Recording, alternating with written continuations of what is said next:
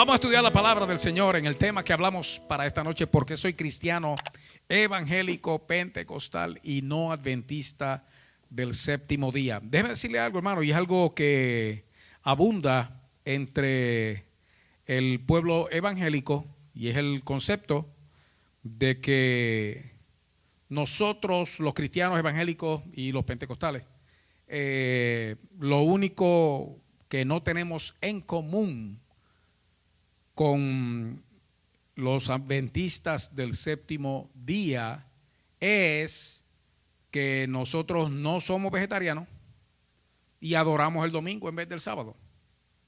Pero hay el concepto equivocado de que aparte de eso, el resto de la doctrina la compartimos. Hago la salvedad. Y quiero aprovechar también para reconocer que las cosas que nosotros hablamos aquí de sectas, doctrinas falsas, estoy hablando falsas sectas, falsas doctrinas, falsas religiones, no acaparan ni reúnen a todo aquel que está o que practica o que pertenece a esa secta o esa religión.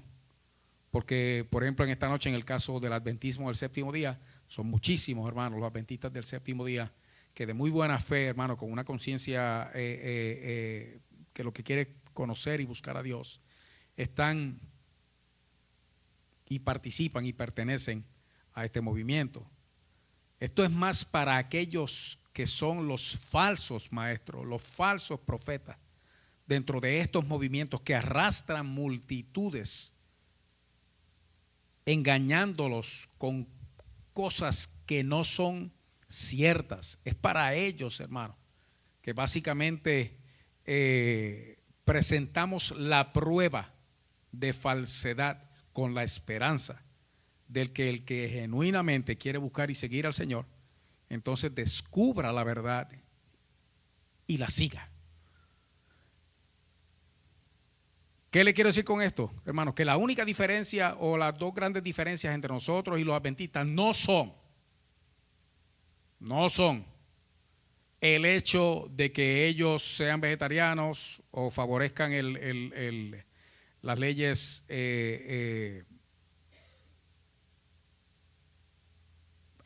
alimenticias que aparecen en el Viejo Testamento, o el simple hecho de que ellos adoran el sábado y nosotros el domingo.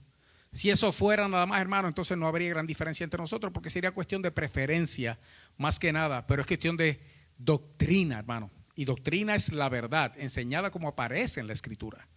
Y por eso es necesario que nosotros entendamos, y no solamente voy a estar presentando, porque hay cosas que sí compartimos. Por ejemplo, el adventista del séptimo día cree, igual que nosotros, en la Trinidad. Y cree en la divinidad, tanto del Padre como del Hijo, como del Espíritu Santo. Los tres son Dios. Creen en la salvación por la fe en Jesucristo. Creen que la Biblia es palabra de Dios o la palabra de Dios. Entonces, igual que le dije lo otro, le estoy diciendo esto, y usted podría pensar o confundirse. Entonces, pastor, ¿cuál es el asunto? Es que detrás de eso que parece que sí compartimos, es precisamente, y detrás de eso que parece que sí compartimos, es precisamente donde está la enseñanza errónea. Y eso es lo que vamos a estar compartiendo esta noche. No solamente usando la palabra del Señor, la Biblia, sino que voy a estar usando recursos que vienen de la misma, de las páginas web de la Iglesia Adventista del séptimo día. O sea que cualquier información que vayamos a estar compartiendo aquí, usted la puede corroborar. Así que, como ya le dije, hay doctrinas fundamentales que compartimos en apariencia o a simple vista, que parece que compartimos: la Trinidad, la Biblia, la divinidad de Jesucristo, tanto como de Él como del Espíritu Santo. Pero entonces vamos a lo que, o a la razón por la que entonces nosotros no somos adventistas, y más que nada, hermano, es precisamente el asunto de falsas doctrinas dentro de ese movimiento. Las falsas doctrinas comenzaron con el inicio del mismo movimiento per se. De hecho, el adventismo del séptimo día es una de tres ramas que salieron de una misma fuente, de un mismo árbol. Era una iglesia bautista en el siglo XIX, 1800 tanto, que se dividió, y de ahí salieron, de esa división salieron, y no le puedo dar ahora toda la historia, salieron los testigos de Jehová, que hablamos la semana pasada, salieron los adventistas del séptimo día, y también salieron los mormones, y de los adventistas salieron los testigos de Jehová. Esos son hechos que se pueden corroborar históricamente. Usted puede comprobar esto que le estoy diciendo. El asunto es que con esa división de la iglesia bautista, de donde surgieron estas corrientes de doctrina, surge esto que se llama adventismo del séptimo día, y la palabra, el nombre como tal, define e identifica el credo principal de esta iglesia. Adventista o adventismo no quiere decir otra cosa sino la venida o el regreso, apunta a la venida de nuestro Señor Jesucristo. Por eso es adventista, esperan el advenimiento de nuestro Señor Jesucristo y del séptimo día, porque definitivamente dentro de este movimiento hay un énfasis teológico doctrinal en el guardar el sábado, adorar el sábado, y esto es primordial para el adventista hasta el punto de perder o probablemente perder la salvación si el sábado no se guarda. Eso es uno de los errores doctrinales. Para que hayan errores doctrinales, tienen que haber quienes propaguen lo que es el error o lo que es la falsedad.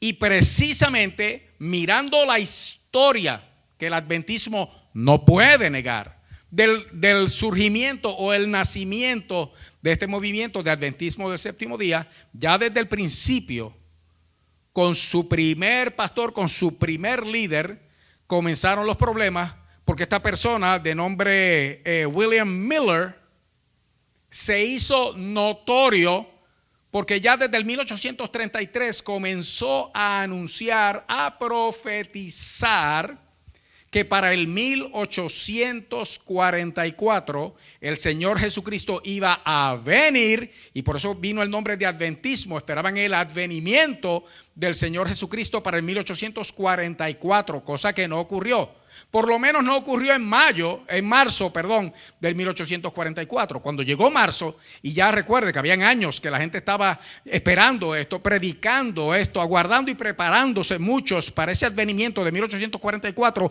basado en un cálculo falso también, porque a Miller se le olvidó que la escritura dice que el día y la hora nadie lo sabe. Cuando llegó marzo del 1844 y Jesús no llegó, hubo que hacer un reajuste, y entonces se recalculó el asunto, y entonces dijeron no, es que no es ahora, es en octubre que viene, de ahora, de este mismo año, es en octubre. Y la gente dijo, pues espérate, fue que hubo un errorcito ahí de unos pocos meses, vamos a seguir porque en octubre viene el Señor Jesucristo. Llegó octubre y no pasó nada. Y este fue el inicio básicamente, y se le conoce a eso como la gran decepción dentro de la historia del adventismo. La gran decepción. O sea que el comienzo de esta secta fue un movimiento de falsa profecía, y la profecía juega un papel primordial dentro de la doctrina del adventismo del séptimo día. Tan es así que más adelante surge entre ellos quien viene a ser hasta el día de hoy la figura principal dentro del adventismo, que es Elena G. de White, o Helen G. White, que fue esposa de un pastor adventista, pero desde jovencita ella tenía sueños y visiones proféticos y daba mensajes. Elena G. de White ha venido a convertirse en la figura principal del adventismo del séptimo día, y aquí es donde viene lo segundo. Hermanos, si con esto nada más nosotros fuéramos a probar la falsedad dentro de un movimiento, el que fuera, ya con esto sería suficiente, porque estas cosas son fáciles de comprobar o corroborar. En este caso en particular, hermano, y es algo que es conocido de muchos, pero que no es negado por el movimiento adventista, la palabra o las palabras, la profecía, los libros, las cosas que dijo Elena G. de White son tan inspirados y se consideran de igual valor que la palabra de Dios, la Biblia. Ya esto es una aseveración mayor. Ya esto que estamos diciendo entra dentro del campo del gran error de este movimiento, y para eso yo tengo una prueba, porque en la revista Ministry, que es una revista de la Iglesia Adventista del Séptimo Día, en octubre de 1981, y usted puede decir, pero eso fue hace tanto tiempo, pero es que, escuche bien, la profecía de Elena White comenzaron en el siglo XIX. En el 1981 se afirmó lo que la iglesia siempre ha creído, que la palabra de ella es tan palabra de Dios como lo que dice la Escritura, y lo que dice esta revista aquí nunca se ha contradicho, y de hecho, de donde yo saqué la información es porque está en el website actualizado de la Iglesia Adventista del Séptimo Día. Y esto es lo que dice, y si me ve que titubeo, es que se lo estoy traduciendo del inglés. Escúcheme bien, porque hay muchos entre nosotros, hay muchos evangélicos que dicen que somos lo mismo, que dicen que somos iguales, que dicen que practicamos lo mismo y que le servimos a Dios de la misma manera, excepto porque ellos son vegetarianos y guardan el sábado, y no es así. Escuche bien.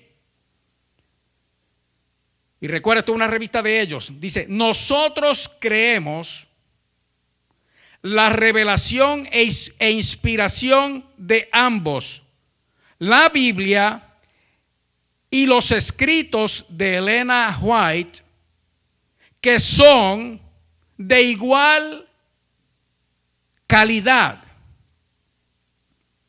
La supereminencia del Espíritu Santo fue tan cuidadosa y tan específica, tanto en un caso, o minuciosa, no específica, sino minuciosa, tanto en un caso como el otro. ¿Sabe lo que está diciendo aquí? Que lo que Dios hizo cuando inspiró su palabra, la Biblia, es exactamente lo mismo que hizo cuando inspiró los escritos de Elena White. Eso raya en la blasfemia. Y escúcheme bien, hermano, porque eso sería base suficiente para uno descartar cualquier enlace o participación con ese movimiento. Porque usted sabe muy bien, si lo ha aprendido aquí en estos días cuando hemos estado dando los retos bíblicos, que en 2 de Pedro capítulo 1 del verso 19 en adelante dice que tenemos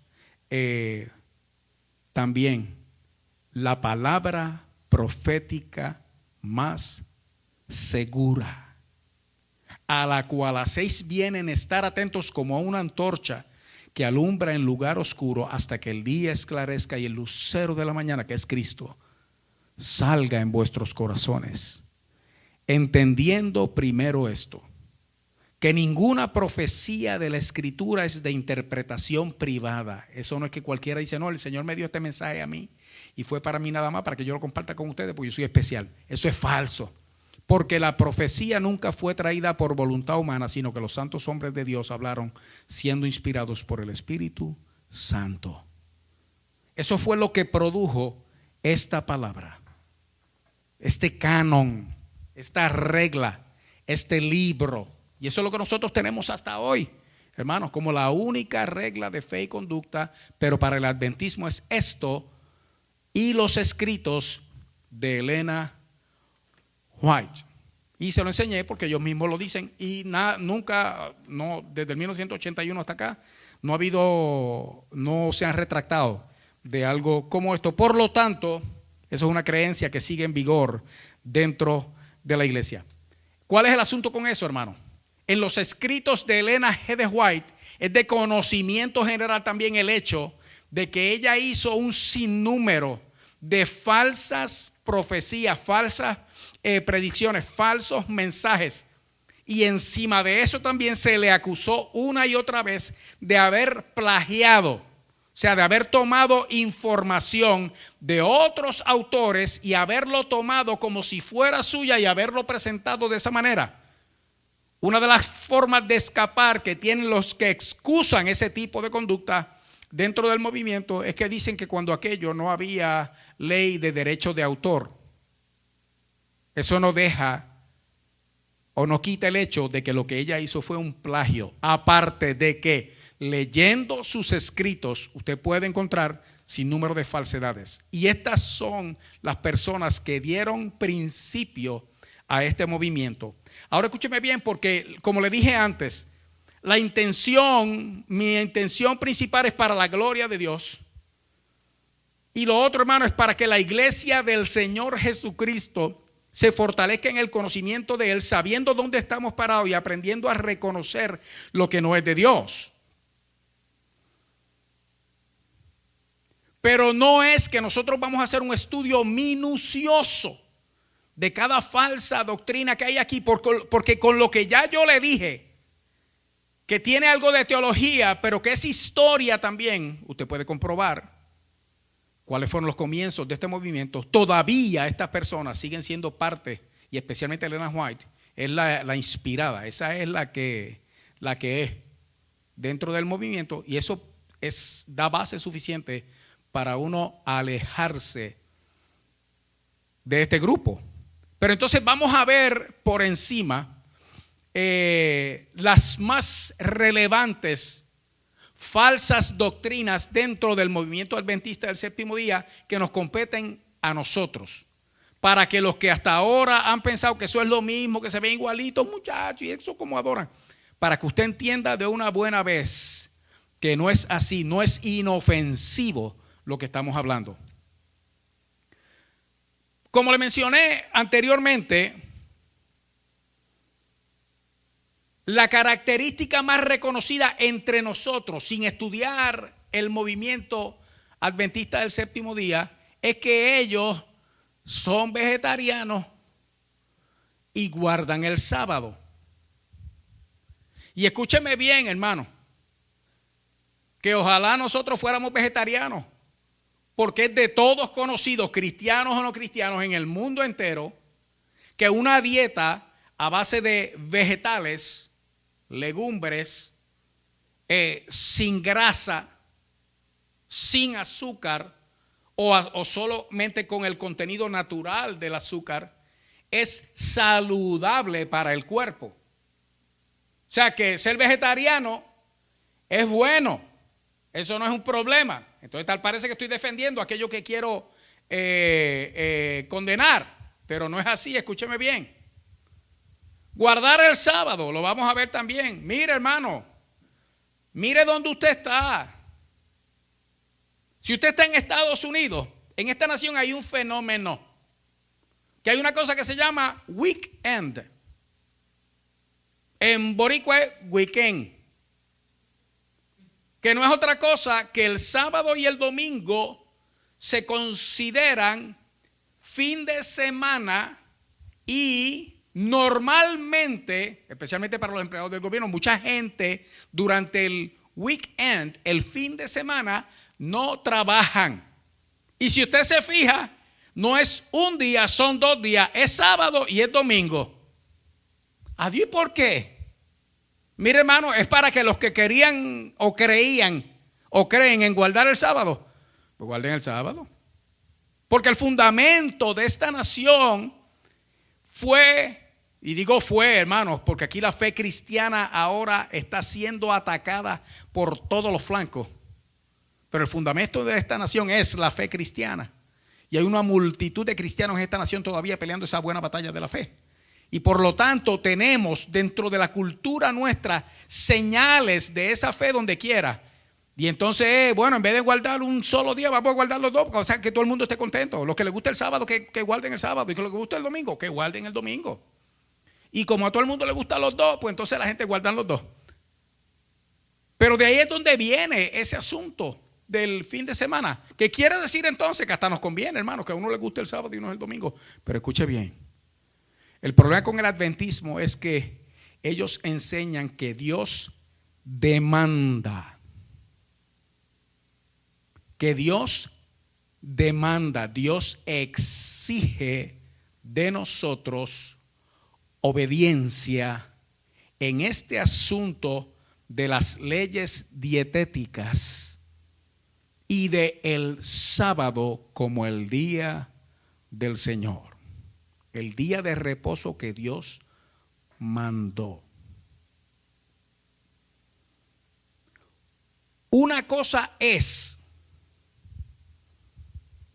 que usted decida ser vegetariano por cuestiones de salud, de buena salud, e inclusive lo puede hacer sabiendo que agrada a Dios porque está teniendo mejor cuidado de su cuerpo, que es templo del Espíritu Santo. Y usted lo está haciendo, pero lo está haciendo como culto voluntario.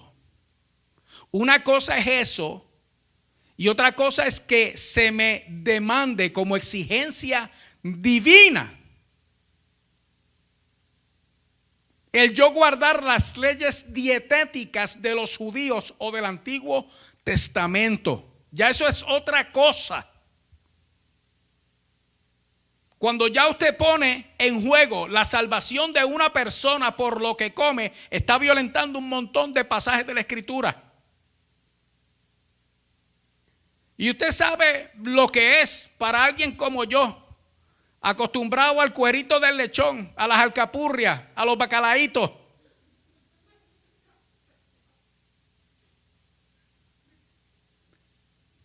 Decirle de momento que si no se vuelve vegetariano está en pecado y en peligro de perder su salvación porque Dios demanda eso.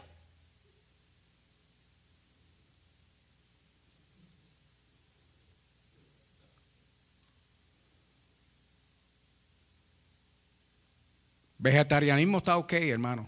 Yo me estoy bebiendo unas batidas de esas de vegetales que son flavor free. Parece que tú no estás tomando medicina, buenísima para la salud, malísimas al paladar. Es voluntario, es para cuidarme mejor. Pero la Escritura claramente establece que este tipo de enseñanza es falsa. Eso es fariseísmo, eso es judaísmo. Eso fue lo que Cristo terminó cuando Él mismo se convirtió en el cumplimiento de la ley. El asunto es que nuestro Nuevo Testamento está lleno de recursos, de versos de la Escritura, donde claramente aborda este asunto y lo resuelve. Vaya conmigo, rapidito, Colosenses capítulo 2. Colosenses capítulo 2, verso 16. Si está ahí conmigo, Colosenses 2, versos 16 y 17. Mire lo que está diciendo aquí. Y anótelo, márquelo. Por tanto, oiga, recuerde bien que el asunto del adventismo es que nosotros estamos siendo juzgados como pecadores y condenados por el hecho de no practicar eso. Colosenses 2, 16 y 17, capítulo 2, versos 16 y 17. Por tanto, nadie os juzgue, oiga, ya dice que no te juzguen, en comida, en bebida o en cuanto a días de fiesta, luna nueva, escuche bien, o días de reposo, todo lo cual es sombra de lo que ha de venir, pero el cuerpo es de Cristo, hay que cuidar el cuerpo, pero que no te vengan a juzgar por eso. Oiga bien, el problema no está en hacerlo o no hacerlo, tomar la decisión o no tomar la decisión, es juzgar a otro y condenar a otro cuando eso no es parte de la práctica de esta nuestra fe. Escuche bien, vaya conmigo a Romanos capítulo 14. Romanos capítulo 14 y en el 14 verso 1. Oiga lo que dice aquí. Escuche bien, que le estoy comprobando que ese asunto de que Dios demanda de nosotros, violenta, ya usted vio. Nadie te juzgue. Eso es palabra inspirada del Señor, Colosenses. Y aquí en Romanos, esto es palabra inspirada de Dios también. Y escúcheme bien, que a quien Dios usó para darle este mensaje y que escribiera esa palabra fue el apóstol Pablo, que era fariseo de fariseos. En cuanto a la ley, era intachable. Escuche bien. Verso 1, 14 de Romanos. Recibid al débil en la fe, pero no para contender sobre opiniones, porque uno cree que se ha de comer de todo. Otro que es débil come legumbres, vegetales. El que come no menosprecie al que no come, y el que no come no juzgue al que come, porque Dios le ha recibido. ¿Tú quién eres que juzgas al criado ajeno? Para su propio Señor está en pie o cae, pero está firme, porque poderoso es el Señor para hacerle estar firme. Uno hace diferencia entre día y día, otro juzga iguales todos los días. Cada uno esté plenamente convencido en su propia mente. Y usted se fija la libertad que da Dios para hacer esto. Cuando mi esposa hace habichuelas con patitas, hermano, yo le doy gracias a Dios, pero con una alegría tan grande, con un gozo pleno y un agradecimiento tal, hermano, que esas patas de puerco, cuando lloro por ellas, quedan santitas al momento y hacia adentro que van.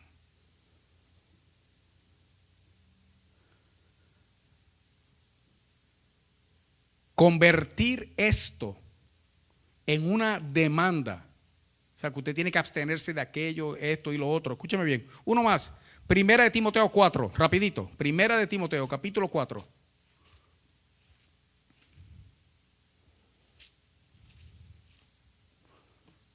Ve conmigo al verso 1. Escuche bien. Pero el Espíritu dice claramente que en los postreros tiempos algunos apostatarán de la fe, y apostatar es darle la espalda, volverse en contra de la fe. Escuche bien, escuchando a espíritus engañadores y a doctrinas de demonios, por la hipocresía de mentirosos, que teniendo cauterizada, y eso es cerrada, la conciencia, escuche bien, prohibirán casarse y mandarán abstenerse de alimentos que Dios creó, para que con acción de gracia participasen de ellos los creyentes y los que han conocido la verdad. Ya se había anunciado que venían unos a prohibir comer aquello que Dios creó, para que nosotros los creyentes lo disfrutemos. Ahora escúcheme bien. Esto no es un cheque en blanco para nosotros comer desordenadamente.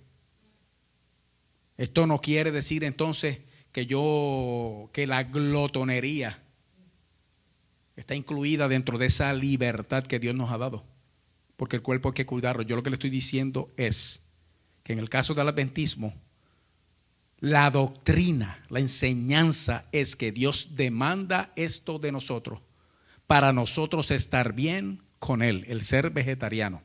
Ahora escuche bien, porque vuelvo y le digo, vamos a tocar las doctrinas fundamentales para que usted sepa dónde usted está parado y para que usted sepa dónde ellos están parados, y nosotros, viendo la verdad, podamos identificar la falsedad y tener cuidado de lo que nosotros oímos y dónde nos metemos. Escúcheme bien,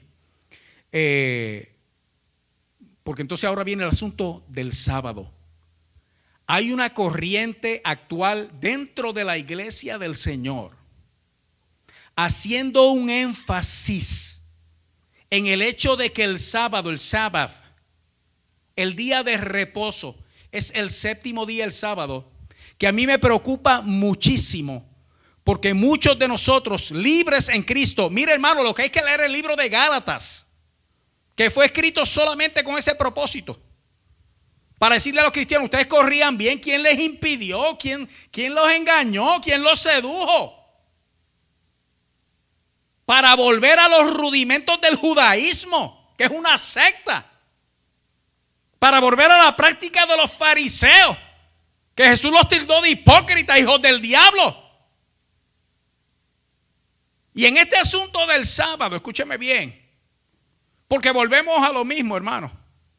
Nosotros necesitamos estudiar la palabra del Señor, pero dentro de todo lo que podamos alcanzar, la historia de la iglesia, cuál es el contexto de lo que se está enseñando aquí, y no escuchar las cosas y darlo por bueno, sin uno tener un verdadero fundamento. Escuche bien, el sábado. El que quiera guardar el sábado, hermano, usted lo vio allí, ¿verdad? Uno hace diferencia de día y otro considera iguales todos los días. Cada uno esté plenamente convencido en su mente. ¿Usted quiere guardar el sábado? Pues le gusta más, es el séptimo día. Le suena más a Génesis y al Viejo Testamento, y eso le produce a usted como un mejor bienestar. Guárdelo. Guarde el sábado. Eso no es ningún problema. ¿Usted sabe cuál es el problema? El problema es que usted haga doctrina de eso. El problema es que usted le enseña a otro que si no guarda el sábado está mal, está en pecado.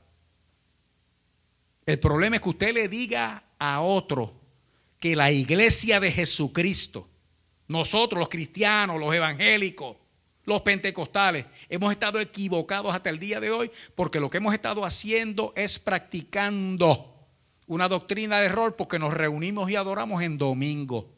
Si usted hace eso y si usted dice eso, usted cayó en el mismo error de los adventistas del séptimo día. Porque eso es precisamente lo que ellos dicen. Y mire, hermano, que es tan así. Por eso tienen en su nombre adventista del séptimo día, que la salvación de la gente depende de guardar el sábado. Y ellos mismos testifican de sí mismos que la única gente que se va a salvar son los adventistas, porque son los que guardan el sábado como se debe guardar. Entonces hacen de esto una demanda de Dios hacia nosotros, cuando lo único que usted tiene que ver, hermano, es la historia. Primero la historia bíblica, y luego, hermano, usted ve la historia de la iglesia desde que se terminó el canon en adelante, y usted puede corroborar fácilmente, hermano, no solamente por qué la iglesia del Señor, nosotros los cristianos evangélicos, nos reunimos y adoramos en domingo, hermano, sino usted puede comprobar también que fue así desde el principio de la iglesia. Déjeme mostrarle algo rapidito. Hechos históricos. Por lo que la iglesia se reúne en domingo. Vuelvo y le digo, usted que guarda el sábado como cuestión personal, culto voluntario, hágalo. No peca. El pecado está en hacer doctrina de eso y condenar al que no crea como usted o practique como usted. Ese es el pecado. Guarde los dos, guarde el sábado y el domingo y todo el mundo va a estar contento. Pero escúcheme bien, Jesús resucitó el primer día de la semana. ¿Qué fue qué? Domingo, porque el sábado era el séptimo. Y eso lo puede encontrar por darle una cita, Marcos 16:2. Un segundo hecho histórico. Jesús se apareció luego de haber resucitado del día de la resurrección, que sabemos que se le apareció primero a las mujeres. Después de eso se le volvió a aparecer a los discípulos en dos ocasiones separadas, y en ambas ocasiones el día que apareció fue el domingo. Se les apareció resucitó en domingo, después apareció un domingo y después apareció otro domingo. Ya van 3 domingos que el Señor viene apareciendo después de resucitado, incluyendo el mismo día de la resurrección, hermano. Y eso lo puede encontrar en Juan capítulo 20, Juan 20, el verso 19 y el verso 26. Pero escúcheme bien, que ya cuando comienza la iglesia y comienza el ministerio del apóstol Pablo, lo encontramos en Hechos capítulo 20, verso 7. Está Pablo en la iglesia de Troas, y cuando usted lee Hechos 20, verso 7, usted encuentra que ellos se reunían. Búscalo un momento conmigo. Hechos capítulo 20, verso 7. Solamente para que escuche. El primer día de la semana, reunidos los discípulos para partir el pan, Pablo les enseñaba, habiendo de salir al día siguiente, y alargó el discurso hasta la medianoche. Porque la costumbre de la iglesia desde el principio, tomando en cuenta que el Señor resucitó, oiga, en domingo. Luego se apareció en domingo. Después se volvió a aparecer en domingo. Déjeme decirle más. Pentecostés, hermano.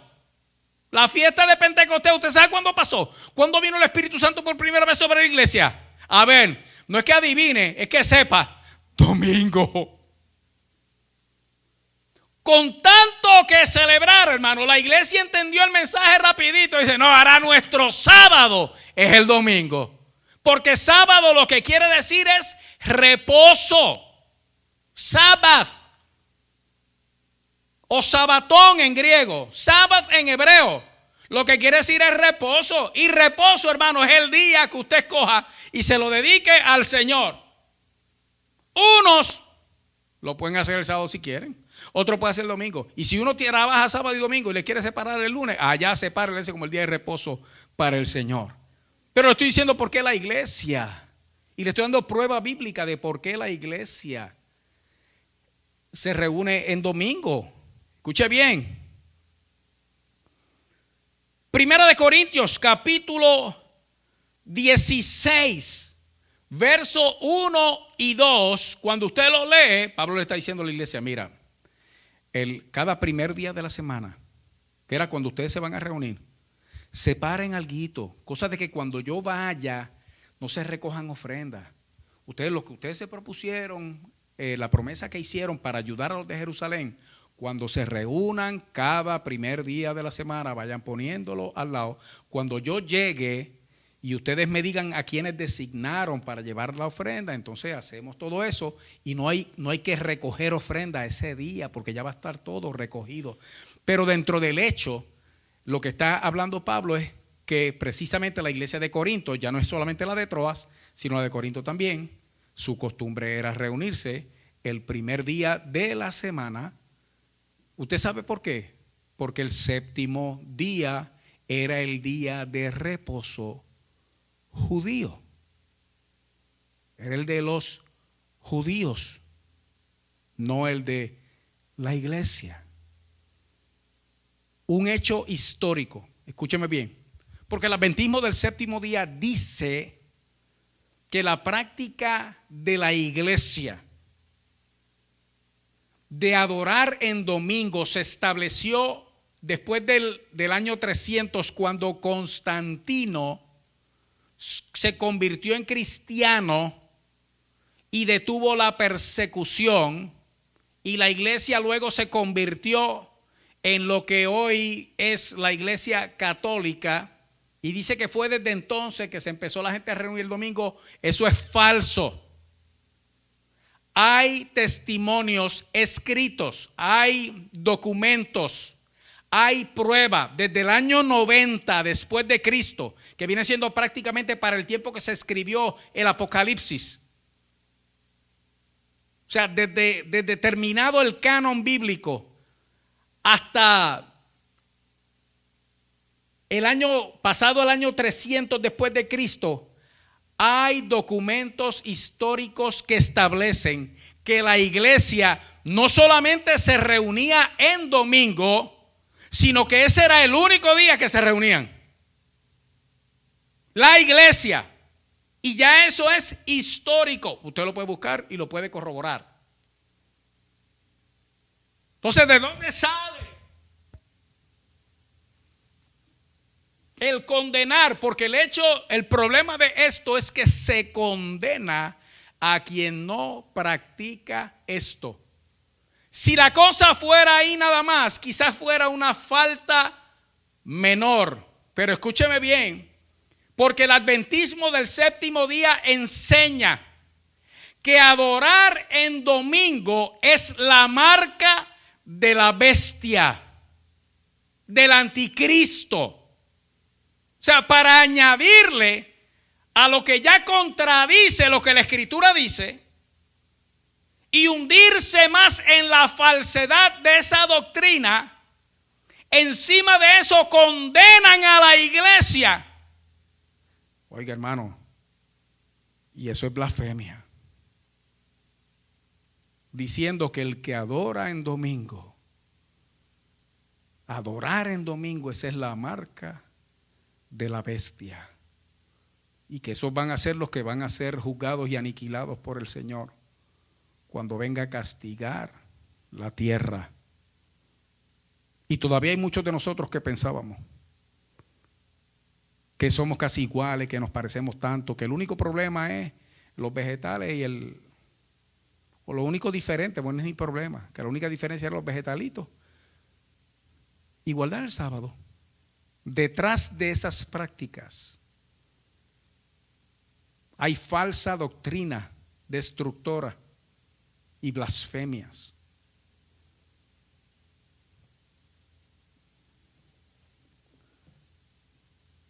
Aclaro también el punto, hermano. Hay muchos adventistas, muchos, que son sinceros de corazón y que no están de acuerdo con todo lo que ven y oyen dentro de sus congregaciones. Son gente que Dios les está abriendo el entendimiento y eventualmente van a provocar el cambio o van a salir de ahí. Para ellos también son estos estudios. Ahora escúcheme bien, hermano.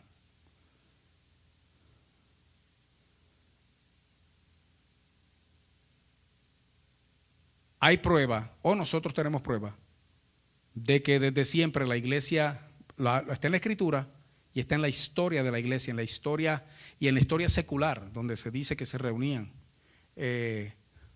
los domingos la iglesia. El adventismo no tiene ninguna prueba de que la iglesia desde sus comienzos se reuniera sábado. La iglesia, escuche bien, la iglesia. Los cristianos judíos, sí, y los judaizantes también, porque eso es lo que enseñaban, que había que guardar la ley.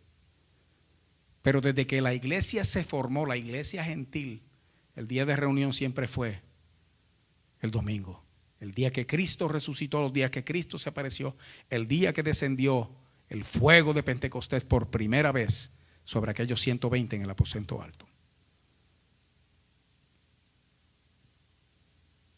Esto demuestra, hermano, el grado de falsedad que puede haber dentro de cosas que parecen inofensivas.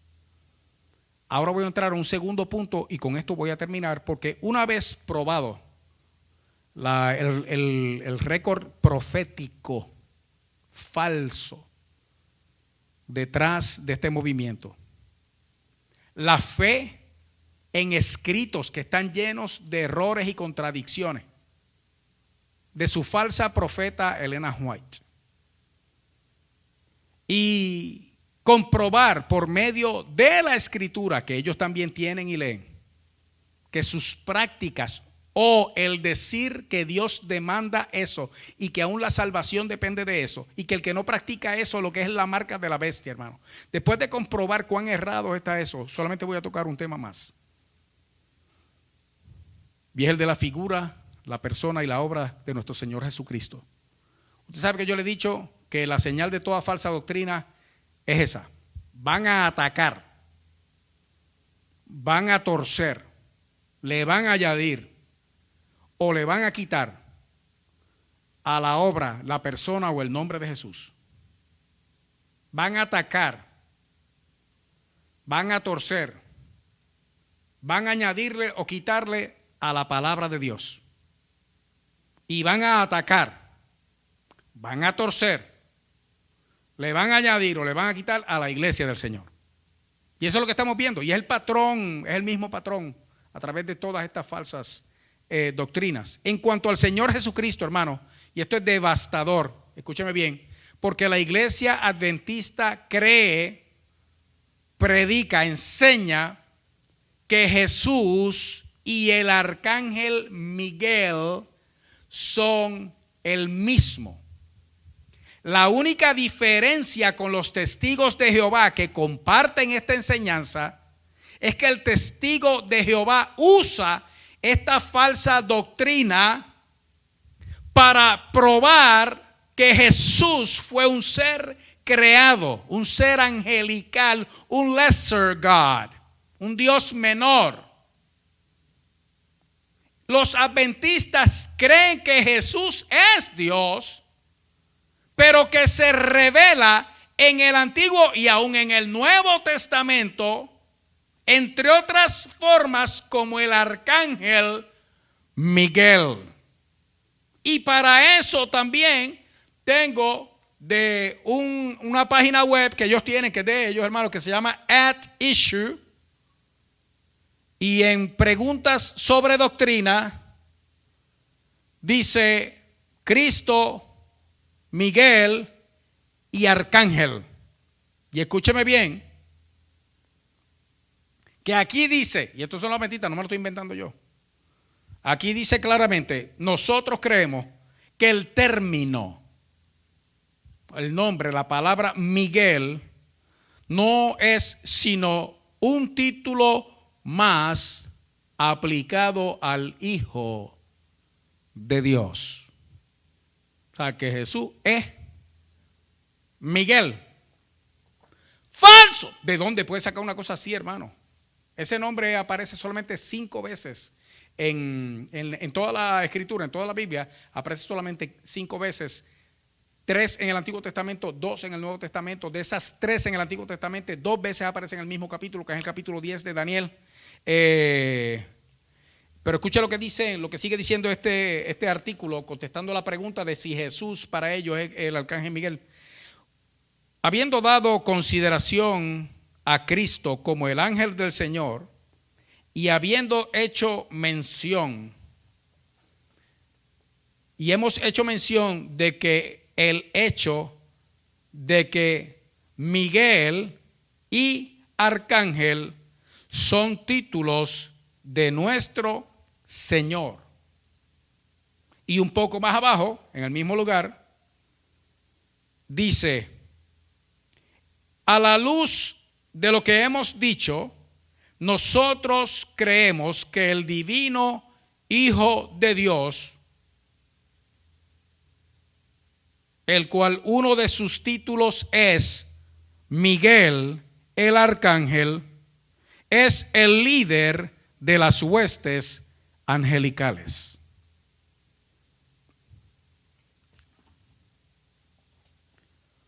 Cuando en ninguna de las instancias en que se menciona al arcángel Miguel en la Escritura, hermano, usted tiene que de verdad torcerlo. Usted tiene que de verdad buscarle la vuelta. Y eso es lo que ha hecho la iglesia adventista a través de los años, cuando se trata de proteger la integridad de la falsa profecía. Porque todas estas son enseñanzas que vinieron por revelación a Elena White. Que recuerde que sus mensajes y sus palabras están al nivel de la Escritura misma. Y para poder probar que lo que ella dijo es tan inspirado por el Señor como la Biblia misma, esta gente se envuelven en una serie de investigaciones y explicaciones, hermanos, que rayan en la locura solamente para probar este tipo de puntos. Le voy a mencionar las citas donde aparece, donde se menciona a Miguel. Daniel 10, verso 13 y verso 21. En Daniel también, capítulo 12, verso 1. En el librito de Judas, en el Nuevo Testamento, Judas es una sola página y es un solo capítulo, por lo tanto es en el verso 9, se menciona a Miguel. Y en Apocalipsis, capítulo 12, verso 7. Yo le voy a decir quién es, usted va a leer esos pasajes. Miguel, el arcángel, como dice Gabriel en Daniel, en el libro de Daniel, Gabriel, hablando con Daniel de Miguel, le dice que Miguel es uno de los principales príncipes y es el que está al cuidado. Es como el capitán del ejército al cuidado de la nación, del pueblo de Israel, de la nación de Israel, no de la iglesia. Y cuando usted lee esos versos, usted se va a dar cuenta solita, de que ese Miguel es un ángel del Señor, un ser creado. No es otro nombre, ni otra representación, ni una aparición de Jesucristo. Eso es falso, pero recuerde que toda falsa doctrina van a atacar el nombre o la obra de nuestro Señor Jesucristo. Escúcheme bien. Otra enseñanza blasfema de parte de Ellen White en cuanto a Jesucristo es que dice que Él tomó nuestra naturaleza pecaminosa. Mira, hermano, si hay alguna aberración doctrinal es esa. Porque si algo enseña la Escritura precisamente es que el único que podía expiar los pecados del mundo tenía que ser sin defecto, sin mancha y sin pecado. Por lo tanto, de ninguna manera podía tener o tomar nuestra naturaleza pecaminosa. Lo que Dios sí hizo, dice Isaías 53, Jehová cargó en él, puso sobre él la carga del pecado del mundo, pero era porque él nunca pecó y en él no había naturaleza pecaminosa, porque a él no lo engendró un hombre, que es el que transmite el pecado. Él fue engendrado por el Espíritu Santo. Oiga, y atreverse a decir una barbaridad como esa. Y para eso, hermanos, hay pasajes, vaya conmigo rapidito, Primera de Pedro, capítulo 1, versos 18 y 19. Primera de Pedro, capítulo 1, verso, si lo que hay que leer la Biblia, hermano, bendito sea el Señor. Recuerde que él dice, no, él tomó nuestra naturaleza pecaminosa. Que el Señor reprenda al diablo, hermano. Primera de Pedro, capítulo 1, versos 18 y 19. Sabiendo que fuisteis rescatados, eso es usted y yo, de nuestra vana manera de vivir, la cual recibisteis de vuestros padres. Oiga, con lo que usted fue rescatado, con lo que fuimos rescatados. No con cosas corruptibles como oro o plata, oiga, con lo que fuimos rescatados, sino con la sangre preciosa de Cristo, como de un cordero sin mancha y sin contaminación. Oiga, eso es lo que hay que leer, no hay que leer más nada. Pero para que usted confirme esto, Segunda de Corintios, Hebreos capítulo 4, vaya conmigo rapidito ahí, porque estamos cerquita. Hebreos 4. Hebreos capítulo 4. Si está conmigo ahí en el capítulo 4, vaya rapidito al verso 15. Hebreos 4:15. Porque no tenemos un sumo sacerdote que no pueda compadecerse de nuestras debilidades, sino uno que fue tentado en todo, según nuestra semejanza. Escuche bien, como dice al final, pero sin pecado. En él no había pecado, no había contaminación. Uy, qué cosa maravillosa, hermano. Ahí mismo, capítulo 7, Hebreos, capítulo 7, verso 26. Hablando de Jesús, porque tal sumo sacerdote nos convenía. ¿Cómo era? Está hablando de Jesucristo. Santo, inocente, sin mancha, apartado de los pecadores y hecho más sublime que los cielos. Oiga, que tomó nuestra naturaleza pecaminosa. ¡Qué barbaridad doctrinal! 13, verso 8, ahí mismo en Hebreos, capítulo 13, verso 8. Rapidito.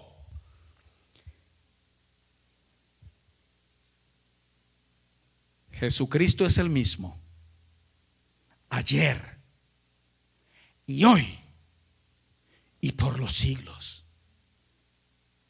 El que siempre ha sido sin mancha, siempre es sin mancha y siempre será sin mancha.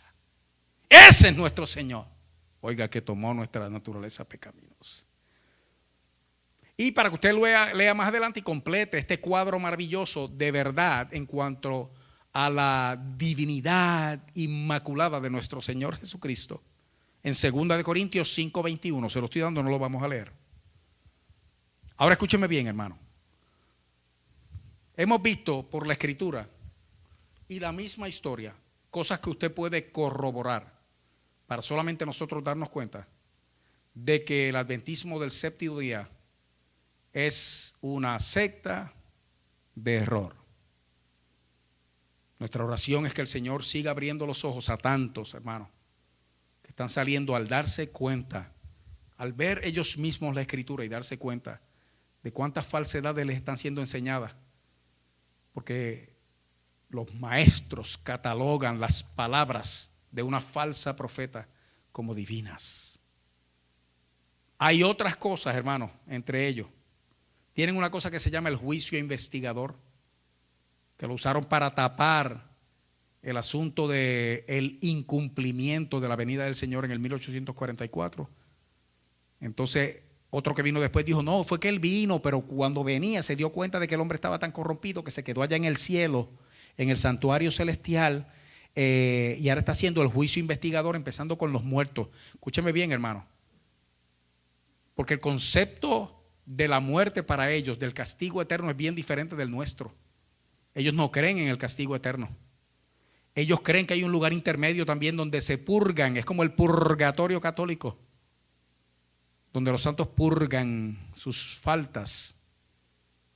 Y tienen eso que se llama, hermano, el juicio investigador de nuestro Señor Jesucristo. Ellos creen en la aniquilación del alma. Ellos no creen que cuando la persona muere, automáticamente, oiga, hermano, y por más que Pablo dijo, no, si para mí vivir es Cristo es morir en ganancia, porque es ausente del cuerpo y presente en el Señor. Y Jesús en Lucas capítulo 16, hablando claramente de un mundo espiritual que la gente no conocía, en la historia del rico y Lázaro, se ve claramente que en el momento de la muerte, la persona consciente va a un lugar o va al otro.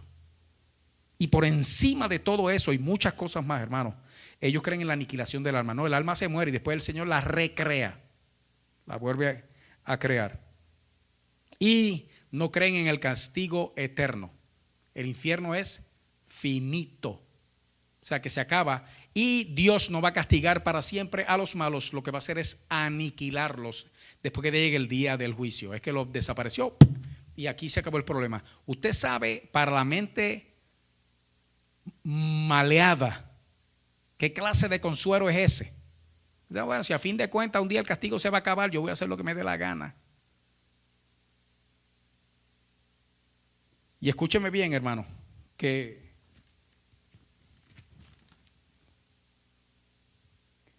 como parte de sus falsas enseñanzas también, y esto abundó mucho antes, después hubo cambio, ha habido controversia entre ellos mismos.